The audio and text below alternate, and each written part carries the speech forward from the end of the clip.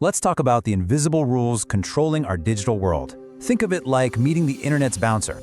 So, picture this. A community festival. A kid makes a simple, friendly invitation to a friend. But there was a catch. The friend's family wasn't on the list. An invisible social rule kicked in. And this whole idea of filtering who gets in, well, it's not just for parties, it's literally everywhere. From who gets into the party to who even gets on a political ballot, rules are constantly sorting us. Now let's take that exact same guest list idea and bring it into the digital world. It's called an access control list, or ACL. Basically, it's a rule book for all the data traffic. So yeah, it's that digital bouncer at the door of your network making split-second decisions. It works just like this. The system scans your face and checks it against its approved list, the ACL. You know, it's why your college ID gets you in the library, but a stranger can't just walk in. But how specific can these rules get? Well, turns out not all these digital bouncers are the same.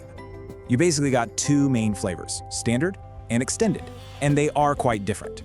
Standard ACLs are numbered 0 through 99. They're the simple, more foundational type. Then you have extended ACLs in this higher number range, which signals they can do way more.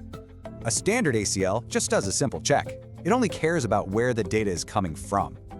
Extended ACLs, though, they're way more detailed. They check the source, destination, and the protocol. And that last one, protocol, is super important. It determines how the data gets sent. So TCP is like a certified letter. It confirms delivery. UDP is all about speed, like a live stream. And by using these rules, ACLs make sure your files are secure and your streams are smooth. So it really makes you wonder, right? What other invisible rules are shaping your digital world?